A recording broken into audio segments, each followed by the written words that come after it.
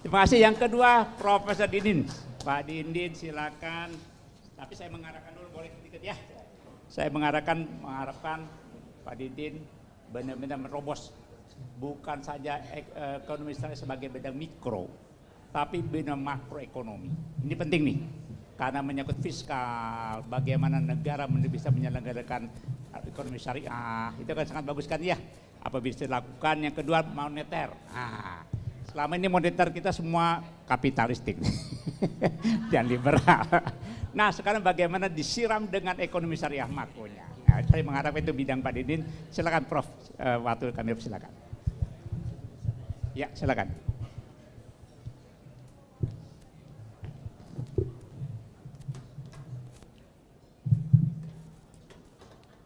Bismillahirrahmanirrahim. Assalamualaikum warahmatullahi wabarakatuh. Yang terhormat Ibu Staf Ahli Menteri Keuangan, Ibu Indah ya, Mbak Indah, Ketua Umum ISMI, moderator dan Pak Adi Warman dan para hadirin sekalian. Saya minta izin, saya bicara di sini bukan ahli ekonomi syariah, tapi saya akan memberikan pandangan yang saya peminat ekonomi syariah, pencinta ekonomi syariah, dan izinkan Ibu Wakil dari Menteri Keuangan, saya akan memberikan pandangan yang agak makro, ekonomi politik begitu. Judulnya adalah agak jadi tantangan ekonomi syariah dalam perspektif ekonomi Islam.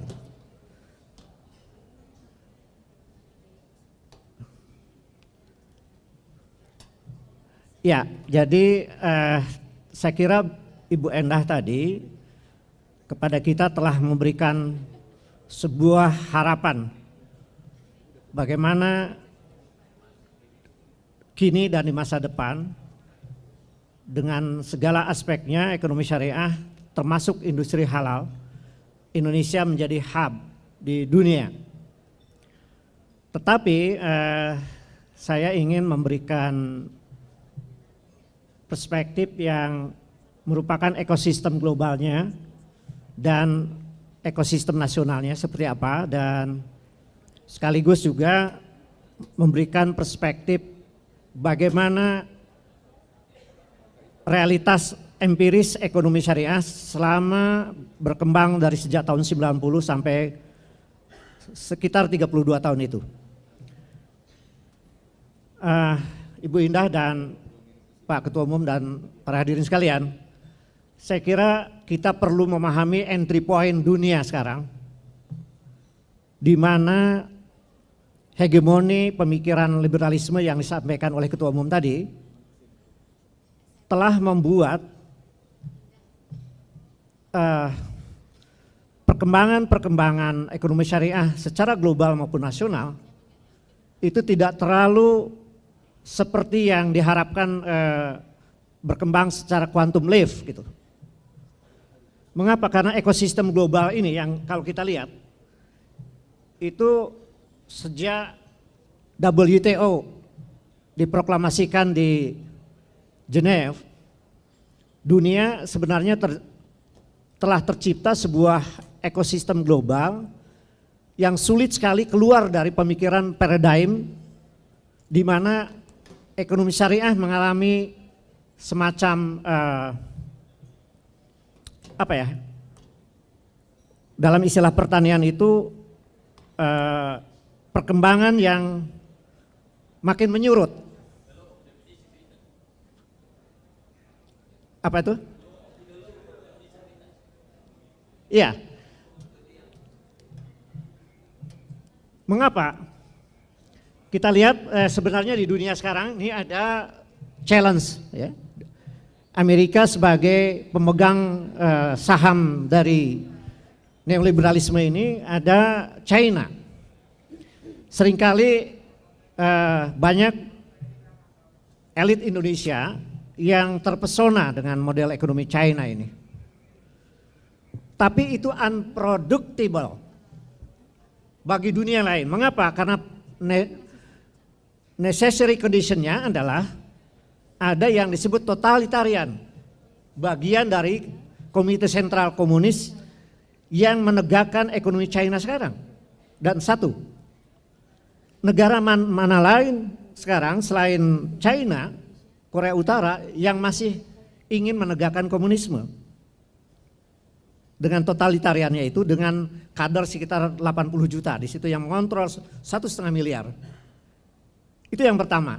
Sulit sekali China dijadikan sebagai benchmark bagi negara lain.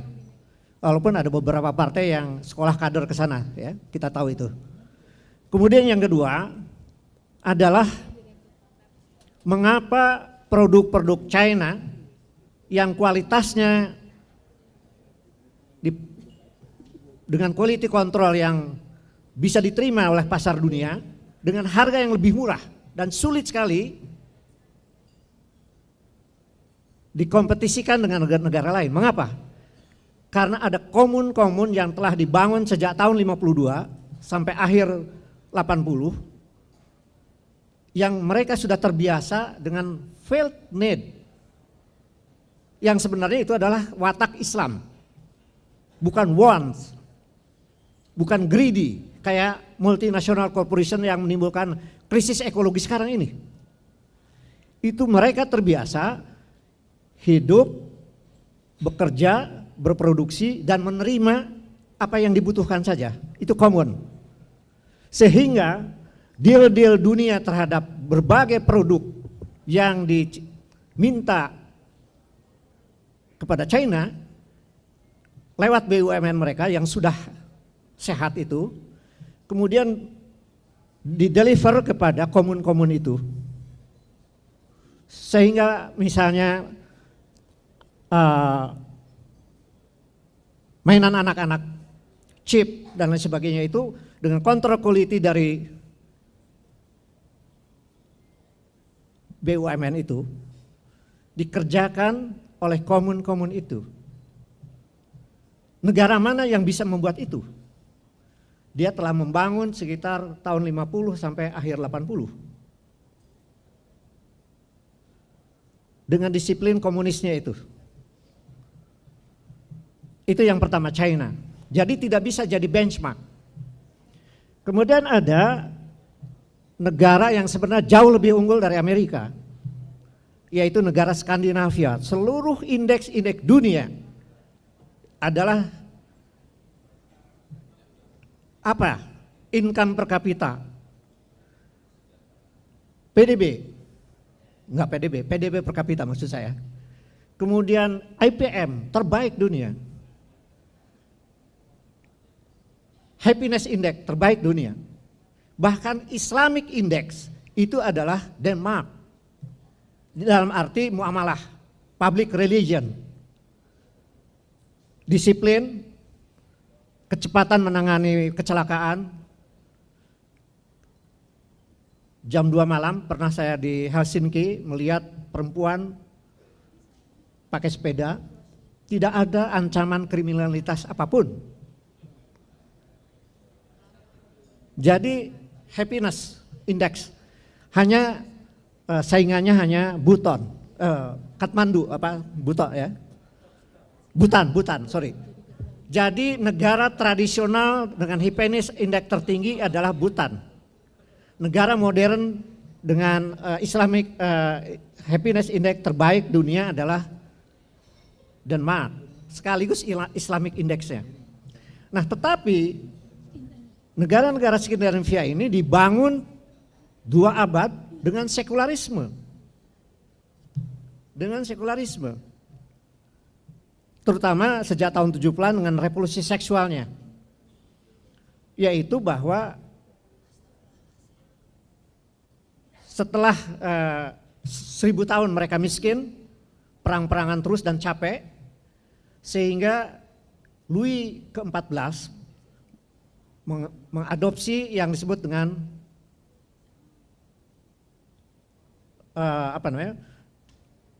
Konsili Vatikan II, yaitu bahwa otoritas agama tidak campur tangan terhadap kehidupan publik. Dan ini kemudian seluruh Eropa. Jadi betul-betul hanya eksplorasi, eksploitasi akal budi, rasionalitas. Memang kemajuan tercapai di segala bidang, termasuk iptek, termasuk dilanjutkan oleh Amerika dengan Triple T dan akhirnya sekarang digitalisasi. Tetapi konsekuensi dari revolusi seksual telah menimbulkan Eropa yang sekarang ini menurut UNDP 70% terdiri dari single parent. Ini saya ulang yang kedua kali ya tentang ini. Single parent, anak-anaknya itu hanya diurus oleh seorang ibu, 2 atau 3 anak, atau sebagian besar malah di panti asuhan. Menurut penelitian, anak-anak yang diasuh bukan oleh orang tua yang lengkap, kasih sayang orang tua lengkap, oleh seorang ibu saja atau bahkan di mayoritas di panti asuhan, itu kualitas intelektualnya memang menurun. Jadi IQ rata-rata sekarang ini di Eropa hanya cukup untuk bekerja sebagai penjaga toko. Itulah yang menimbulkan kemudian reaksi kepada kemajuan kaum imigran termasuk yang muslim yang menjadi wali kota, DPR, pemain sepak bola, dokter, insinyur dan sebagainya, kemudian dianggap sebagai mengancam orang kaum Arya yang Eropa yang dianggap unggul itu. Jadilah dia partai neo-Nazi yang sekarang sudah jadi Perdana Menteri di Italia. Yang sekarang, yang sebentar lagi mungkin Prancis.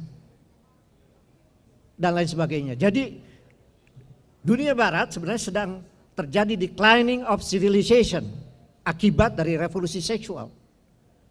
Dan itu telah menimbulkan dampak terhadap ekonomi di mana Trump sudah dengan ideologi rasismenya tapi gagal. Kemudian dijatuhkan kembali oleh Joe Biden. Jadi sebenarnya barat ini sekarang lagi declining gitu. Sekaligus pertanyaannya kepada basis daripada epistemologi barat itu sendiri yang hanya mengandalkan pada materialisme, kemudian kapitalisme dan sekularisme itu gitu. Jadi maksud saya sebenarnya dunia Islam itu entry point gitu secara makro global. Itu yang pertama. Jadi kita harus menangkap bahwa dunia ini sekarang sebenarnya sedang membutuhkan ekonomi Islam gitu. Tetapi secara esensial seperti yang Ketua Umum katakan, kita harus membangun body of knowledge, paradigm, dan kemudian bisa dijadikan referensi oleh seluruh kaum scholar, termasuk di kalangan anak-anak sekolahan gitu, agar cara berpikir yang mulai apakah giving economics, apakah heterodox economics, apakah yang keluar dari jebakan kapitalisme sekularisme itu adalah bagian dari gelombang di mana ekonomi Islam yang nanti salah satu intinya adalah makosid syariah itu adalah keadilan. Adalah keadilan. Adalah gitu. Nah, jadi saya adopsi dari Umar Chapra. Jadi keuangan syariah yang seringkali bank syariah dan keuangan syariah lain dianggap sebagai ekonomi Islam itu adalah misleading. Keuangan syariah itu hanyalah instrumen, bukan tujuan. Kalau menempatkan keuangan syariah sebagai tujuan, lalu kita terjebak pada paradigm neoliberalisme, itu yang terjadi sekarang. Mahasiswa saya yang saya bimbing untuk studi ekonomi Islam, yaitu dari tahun 90 sampai 2015, menyimpulkan bahwa, maaf, karena ini mahasiswa S1, dia bilang bahwa karena musyarakah mudharabah itu baru 27% waktu itu. Yang lainnya adalah beli motor, konsumtif lah. Jadi yang berkembang sekarang ini adalah neoklasik yang dikasih sorban, kata dia. Ini otokritik saya kira. Tidak perlu kecil hati waktu itu. Jadi padahal pilar-pilar ekonomi syariah yang lain adalah di samping keuangan syariah yang harus membangun keuangan progresif, menegakkan makosid syariah, yaitu menggerakkan sektor real, menegakkan keadilan finansial, ekonomi dan sosial secara umum gitu. Tapi yang kedua adalah apa yang disebut dengan extended family, yang oleh Naismith dikatakan di Asia ini adalah keunggulan yang bisa mengalahkan Barat, yaitu keluarga Batih yang di Indonesia ini masih utuh.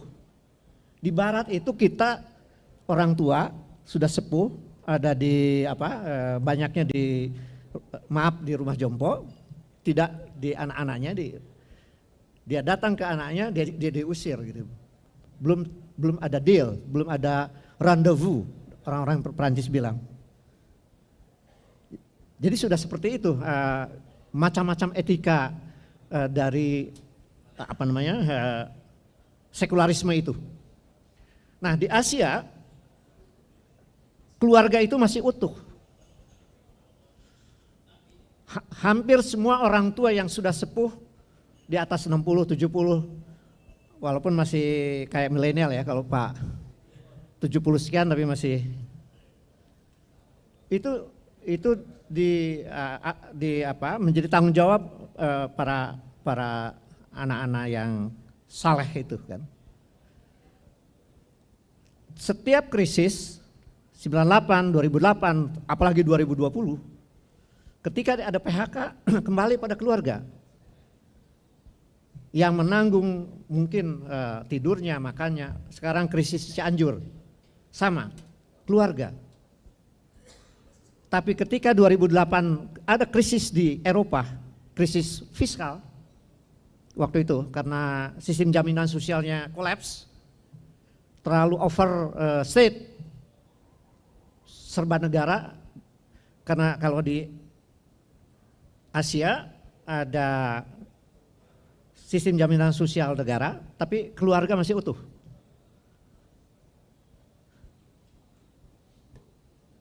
Informasi tentang pekerjaan itu dari jaringan keluarga. Sehingga tidak heran kalau kemudian 2022 ya kalau nggak salah, terakhir yang kelima kali, Indonesia terpilih kembali oleh the Economic Intelligence Unit sebagai the most generous society. Itu adalah sumbangan Islam yang paling konkret.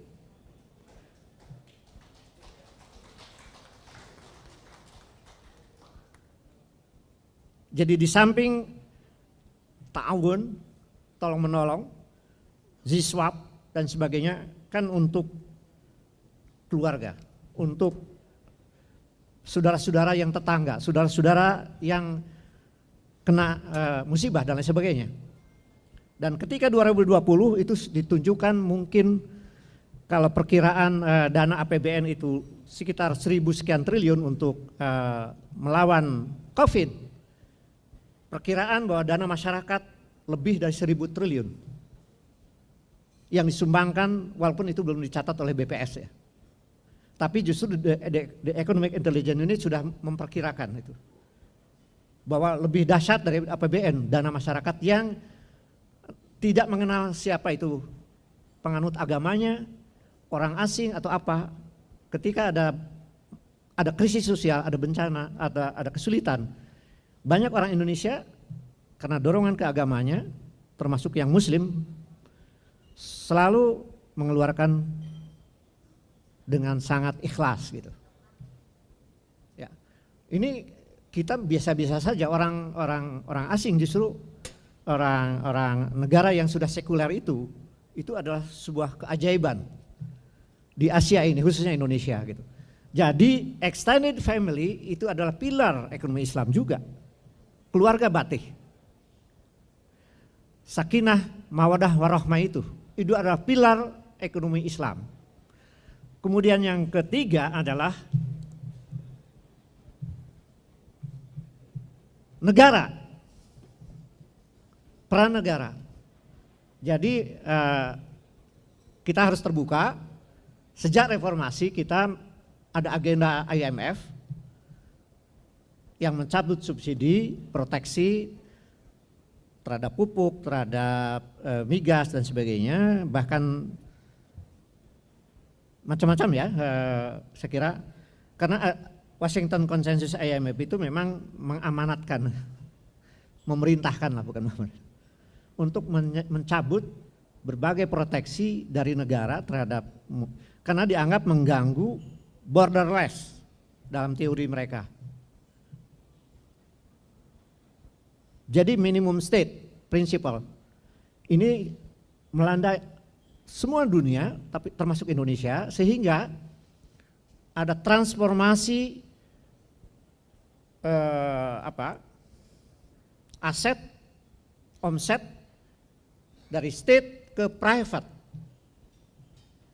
Sehingga sekarang kalau dihitung baik yang di perbankan, yang di pasar uang, di pasar modal, GDP kita tuh kira-kira 1,2 triliun dolar, kira-kira 16.000 triliun lebih, itu aset swasta sudah melebihi itu sekarang. Dari pertumbuhan rata-rata sekitar 5% di era reformasi, terakumulasi akhirnya kepada mereka yang paling kuat secara finansial, yaitu swasta. Dan swasta itu juga bukan UMKM, tapi aset menurut BI kemarin ini yang rekeningnya di atas 10M, 100M bahkan triliun. Itulah terbentuknya apa yang disebut sekarang ini bukan politis itu adalah struktur oligarki, bisnis. Karena transformasi dari aset state kepada private, dan private ini dengan daya dinamika bisnisnya internasional nasional, sehingga sebagian besar menurut studi mereka adalah belum dalam paradigma efisiensi dan inovasi, tapi paradigma pemburu rente yang menggunakan regulasi, menggunakan lobby, menggunakan peraturan pemerintah untuk mengakumulasi kekayaan. Lihat di dalam bisnis sawit, bisnis batubara, bisnis bahkan yang terakhir yang paling terkenal sekarang nikel. Itu hampir tidak governance, proses pemilikan tanahnya. Ini kemarin saya jadi di MPR, jadi salah seorang pembicara dengan sudah menilai tentang bank tanah itu yang akan diperbaiki, karena itu justru akan memperkuat struktur oligarki. Gitu. Karena reforma agraria itu harusnya justru menciptakan keadilan ekonomi dan sosial dalam pemilikan lahan. Jadi saya kira ini saya akan percepat. Nah ini saya hanya menggambarkan, nanti ada datanya bahwa memang sejak tahun 70 sampai hari ini memang kita menganut katakanlah paradigma neoklasik, tapi prasyarat-prasyarat tidak diikuti. Sehingga kalau contoh Amerika adalah paling sukses dalam tidak terpenuhi prasyaratnya, yaitu kesamaan dalam bahasa ini adalah kesetaraan dalam akses dan lain sebagainya, informasi dan sebagainya, perfect knowledge dan tidak dipenuhi. Sehingga yang terjadi karena kebijakan-kebijakan ekonomi itu disamaratakan, sehingga yang terjadi adalah ketimpangan gitu. Jadi ini tantangan secara nasional, tadi global, ini secara nasional. Nah, ada yang terakhir adalah tantangan yang khusus perbankan. Jadi di dunia ini ada dua sistem perbankan itu. Satu adalah branch banking system, dan yang kedua yang disebut unit banking system. Yang anehnya, Amerika yang menganut neoliberalisme secara makro, tetapi perbankannya unit banking system. Jadi kebijakan alokasi dana pihak ketiganya itu oleh di negara federal, bukan di the Fed. Tapi hampir semua negara berkembang menganut sentralitas atau branch banking system. Jadi yang dana pihak ketiga disedot, termasuk oleh bank syariah, disedot oleh bank syariah, terutama bank konvensional, dari daerah ke pusat lewat instrumen perbankan, masuk ke Jakarta. Semua kantor pusat bank itu ada di Jakarta. Yang dialokasikan ke daerah tidak sampai 10%. Sehingga undang-undang desa menjadi sulit. Karena akhirnya pemain-pemain yang bisnis yang proyek-proyek pedesaan itu umumnya adalah BUMN dan atau swasta yang ada di Jakarta atau di kota-kota besar. Sehingga menjadi pinat gitu, walaupun itu ratusan triliun dana desa itu. Tapi yang disedot sejak tahun 70 sampai hari ini oleh sistem perbankan itu sekarang itu sudah 1.000 triliun, hampir 1.500 triliun, 10.500 triliun dana konvensional yang oleh UMKM itu hanya 18% ya menurut catatan BI. Yang 82% itu hanya oleh beberapa ribu perusahaan besar itu. Lagi-lagi ini unit banking, branch banking system. Nah, sayangnya bank syariah pun kan ininya regulasinya di Bank Indonesia. Yang sistemnya adalah branch banking system, sentralistik. Jadikan bank-bank syariah ini ikut ya, yang konvensional menyedot dana dari daerah, dana pihak ketiga itu, dan kemudian didistribusikan di sekitar kota-kota besar, kota-kota Jakarta dan kota-kota besar di apakah itu Makassar, apakah itu Medan, apakah itu dan sebagainya Surabaya. Sehingga terjadi ketimpangan. Jakarta ada mahasiswa yang saya bimbing, ketimpangan Jakarta dengan luar Jakarta, walaupun ada otonomi daerah, sampai hari ini konsentrasi keuangan masih 70% ada di Jakarta. Walaupun agak turun dikit dari 75%. Nah, jadi ini juga soal PR besar bagaimana bersama-sama pemerintah tentu saja dengan Bank Syariah ini. Saya akan percepat aja. Nah, ini yang internal. Saya hitung dari data OJK. Dari data OJK bahwa akhirnya dana yang 700 sekian triliun aset atau omset Bank Syariah, ternyata yang untuk bagi hasil itu enggak jelas.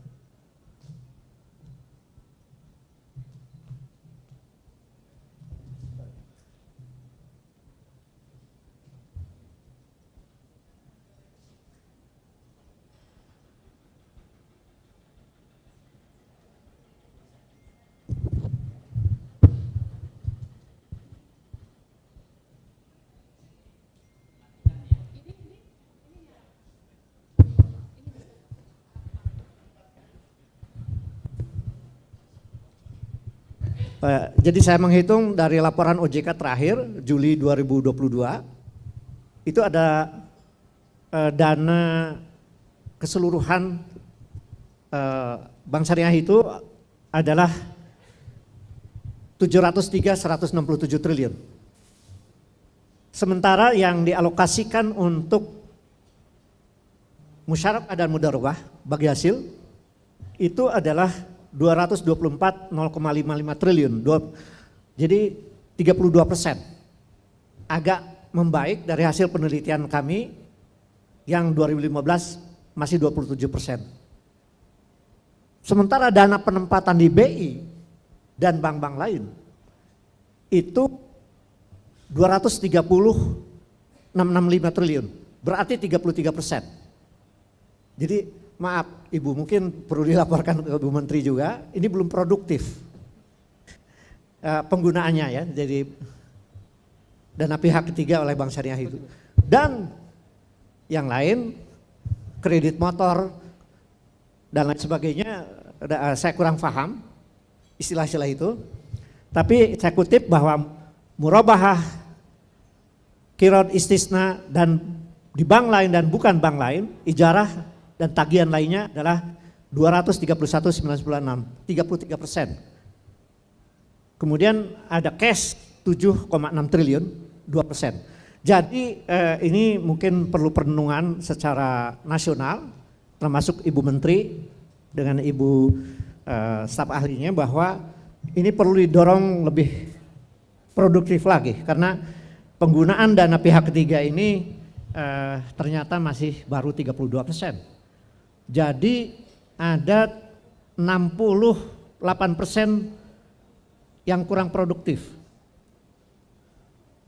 Ada 33% cari aman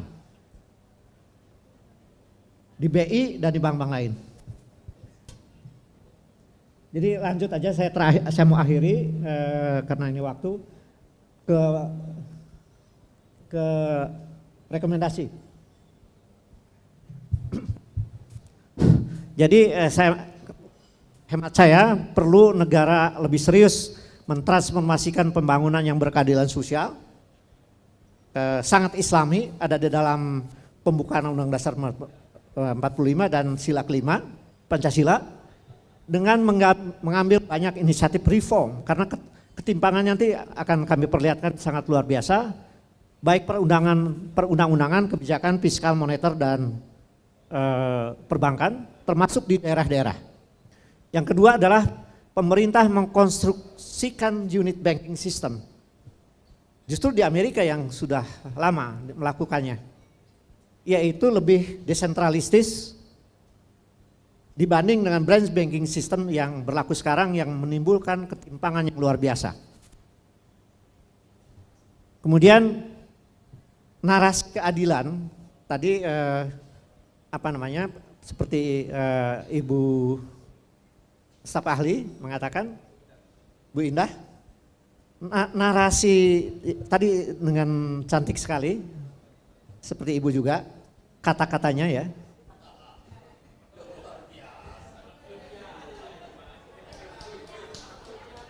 Iya kan, katanya perbankan menjadi hub internasional keuangan syariah termasuk Indonesia Halal yang menjadi hub di dunia, diharapkan Indonesia itu dengan narasi tentang keadilan. Di bankir itu, saya pernah dengan ketua OJK yang Pak Dubes di Swiss itu mengatakan, Muliawan Hadad pernah ngobrol waktu saya panel, maaf, para bankir itu termasuk bank syariah, mengurus UMKM itu sangat reluctant. Karena penuh dengan, harus dengan hati gitu. Tapi kalau misalnya membangun hotel Swiss Bell gitu, yang nilainya mungkin 10 triliun, itu cepat sekali, nggak usah ada proposal, itu bank itu cepat sekali memberikannya. Tapi mengurus UMKM seperti yang dicanangkan Ibu Menteri tadi lewat Ibu Indah, padahal itu narasi keadilan di kalangan banker itu harus ada lokakarya yang terus menerus. Jadi harus ada para banker itu bekerja dengan hati gitu. Karena melayani nasabah besar itu jauh lebih lebih antusias di kalangan mereka itu. Kemudian yang terakhir adalah perbankan syariah itu jangan terjebak pada growth oriented. Jadi maaf Pak Direktur tadi BSI, begitu saya baca BSI terbesar sekarang ini, termasuk di dunia salah satu terbesar, tetapi pernyataan pertama dari direksi waktu itu adalah go public internasional. Padahal waktu itu saya masih ingat masih di bawah 30% yang makosid yang mudarobah musyarakah. Mengapa tidak diperbaiki ini dulu struktur penggunaan dari dana pihak ketiga ini yang lebih bagi hasil mudarabah musyarakah. Terakhir, ini gambaran Indonesia menjadi dalam aset 1% penguasaan terhadap aset nasional yang paling timpang di dunia. Ini dari Credit Suisse. Jadi ini tantangan ketidakadilan dunia dan nasional yang harus menjadi tantangan bank syariah di Indonesia. Demikian, Assalamualaikum warahmatullahi wabarakatuh. Waalaikumsalam. Luar biasa penampilannya.